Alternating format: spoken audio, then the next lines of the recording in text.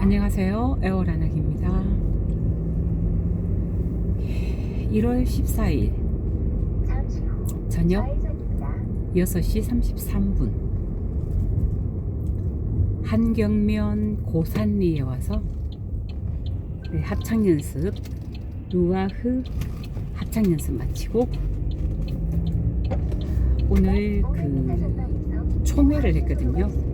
단장님을 선출하고 단무장을 뽑고 파트장을 뽑고 그래서 우리 단장님께서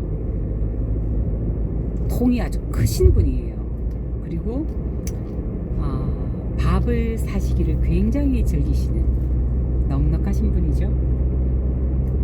저녁을 사시겠다고 해서 또 이제 한 달 동안 남미 여행 가실 거라 참석을 못 하신다고. 그래서 저녁을 같이 먹고 고등어 구이 정식으로 맛있게 먹고 가는 길입니다. 한경 가든이라고 하는데 이런 데가 이제 도민 맛집이죠. 고등어 구이 정식에 돈베고기라 그러죠. 우리 육지에서 하는 말로 수육, 그게 도마 위에 이렇게 조금 같이 나오는데 1인분에 12,000원 밖에 안 해요. 근데 상당히 잘 나옵니다. 이런 데를 다니셔야 돼요. 굉장히 관광지와는 조금 떨어져 있긴 하지만 이런 곳은 실패가 없는 집입니다. 저는 오늘 빨간 원피스 코트를 입고 갔는데 그래서 소프라노 파트장으로 선출이 되었어요. 제 의사와는 전혀 상관이 없이. 사실 별로 하고 싶지 않거든요. 크게 할 일은 없지만 그래도 그냥 와서 부담 없이 노래만 하고 가고 싶은데 이렇게 어중간하게 뭔가를 맡는 거 반갑지는 않은 일입니다. 그 농장에서 전화가 올까봐 노심초사 어젯밤에 늦게 전화가 왔더라고요.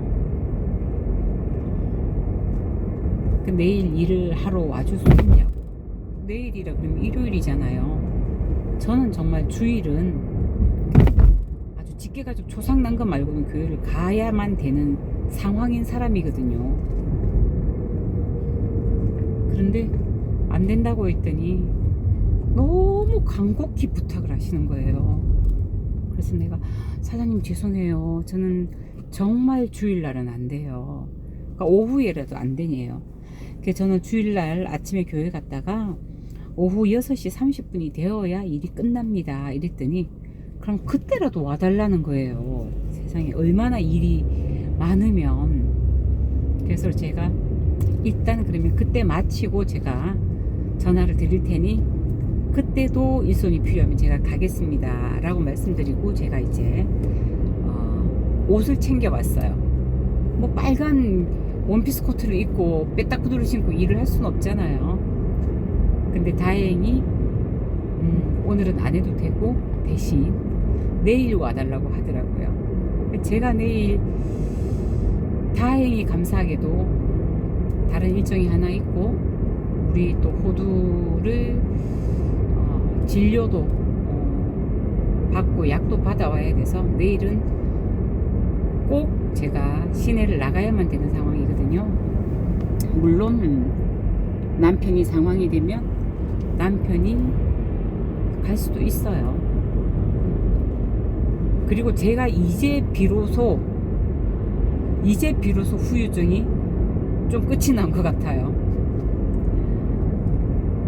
그래서 이제 다른 한 분을 같이 데리고 왔으면 좋겠다.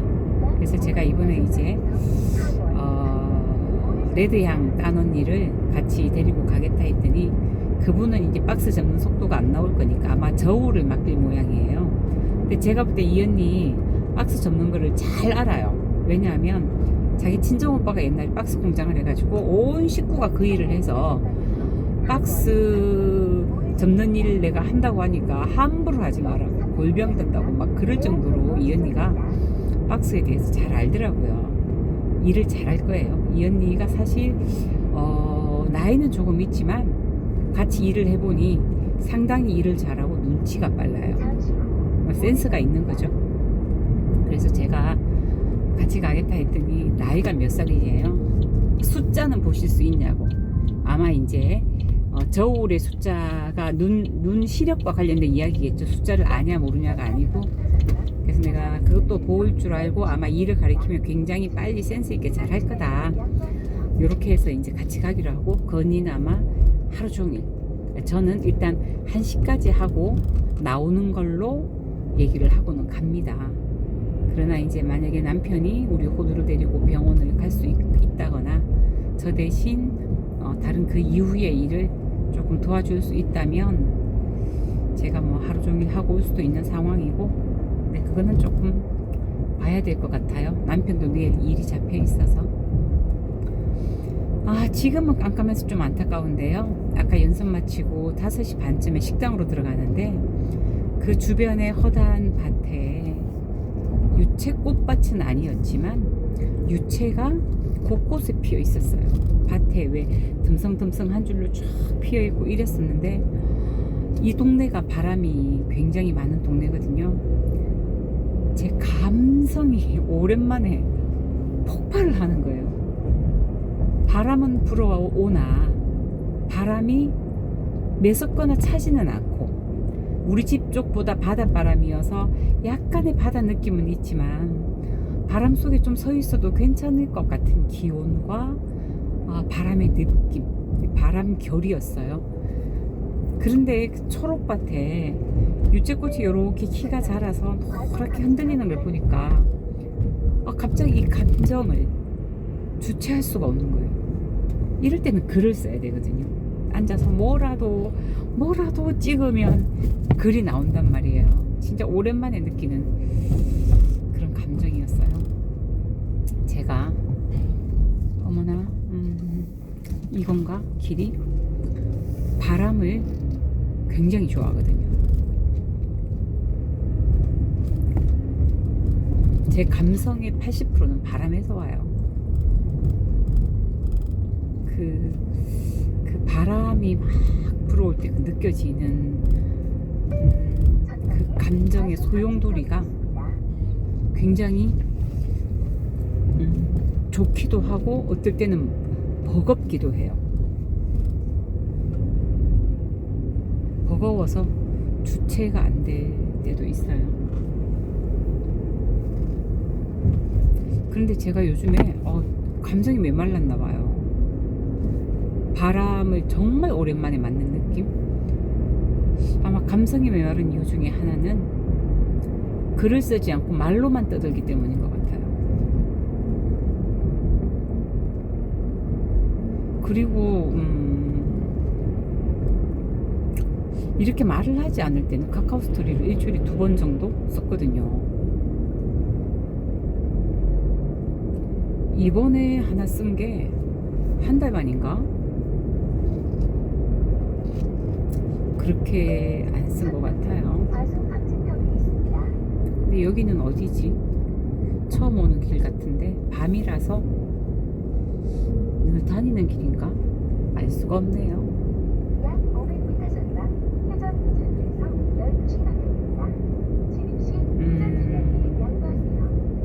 늘 다니는 길은 아니고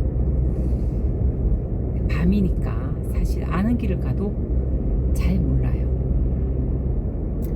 오늘 대구에 사는 친구라고 표현할 수도 있고, 아무튼 이제 아주 오랜 지인이죠. 알게 된 지 30년이 넘는 부부인데 그 이제 남편이 전화가 왔어요. 작년 5월달에 저희 집에서 2박 3일 하고 간 부부이기도 하고 굉장히 흉허물 없이 친하게 지내요. 저희 남편하고도 이제 2번 정도 같이 식사도 하고 이렇게. 그래서 이제 약간의 그 자기 부부의 소통에 곤란함 때문에 전화가 와서 어떻게 해야 좋을지, 또 자기 아내와 통화를 조금 자주 해서 좀 아내의 심중을 잘 들어줬으면 좋겠다, 이제 그런 말을 오랫동안 40분 정도 통화를 했어요. 사실 저는 그 부부의 일에 대해서 생각보다 깊이 알고 있어요.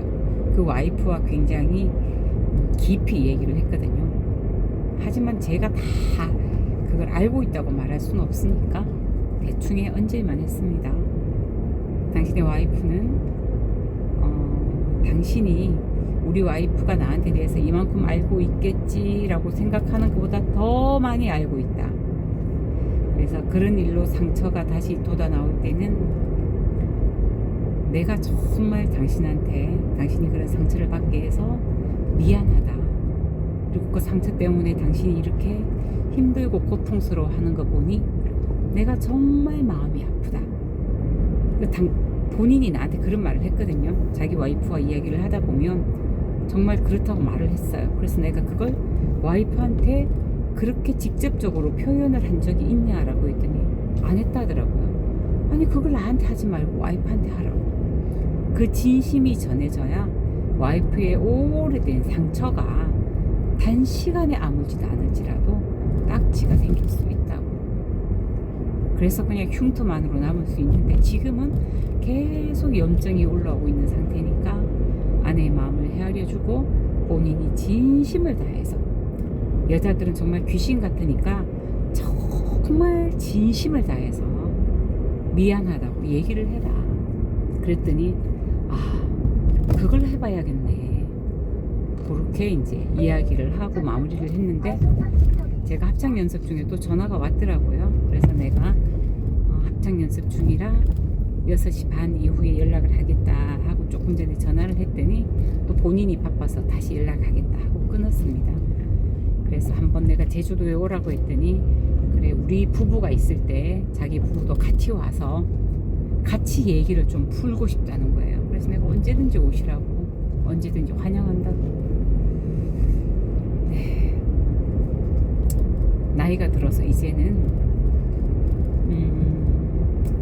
부부끼리 잘 지내야 되죠. 부부끼리 잘 지내는 것만큼 중요한 게 어디 있습니까? 본인들도 그걸 알아요.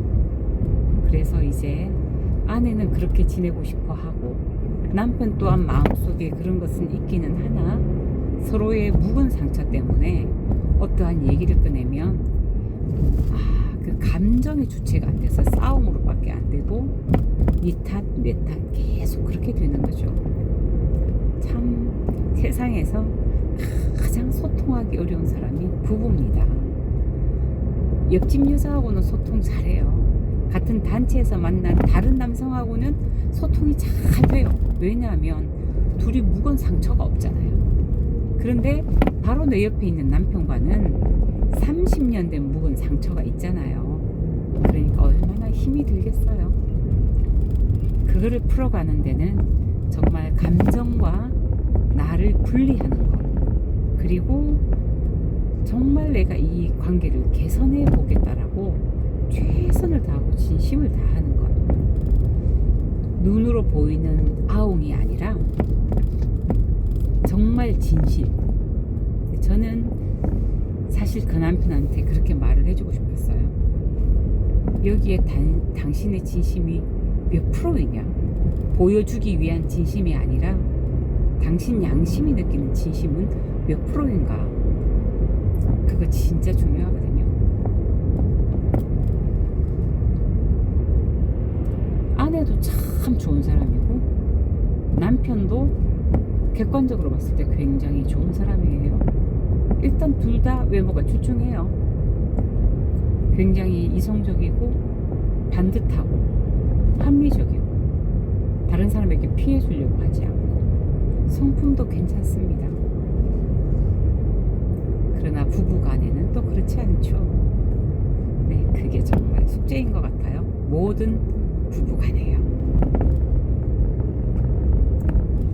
감정과 나를 분리하는 거, 그거 참 도움이 많이 됩니다.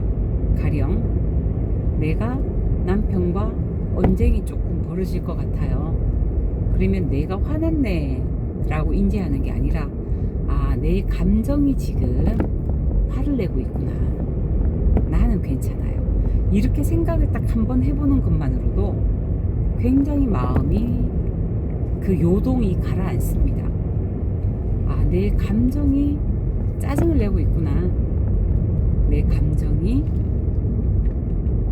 분노하고 있구나. 네, 감정과 나를 분리해보는 그 훈련 참 중요합니다. 그리고 그게 삶에 굉장히 큰 변화도 가지고 온답니다.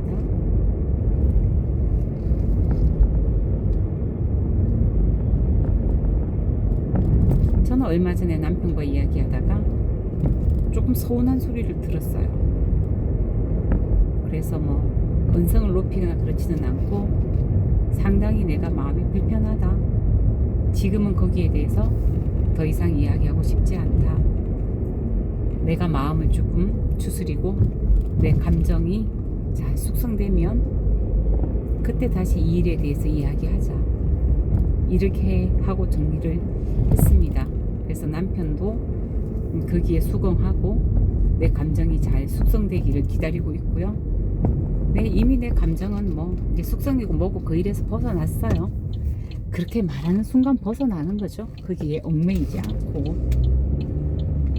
결코 생각했을 때 기분 좋은 일은 아니지만 그렇다고 또 그게 기분 나쁜 일만은 아니에요. 그렇게 생각할 수 있고 그렇게 표현할 수 있고, 이거는 저와 저희 남편의 얘기는 아닙니다. 이 둘 외에 다른 사람의 이야기가 조금 끼어들었어요. 그렇지만 네, 제가 또 연장자고 인생을 더 살았으니까 그럴 수도 있지 뭐 이렇게 하고 넘어가는 거죠.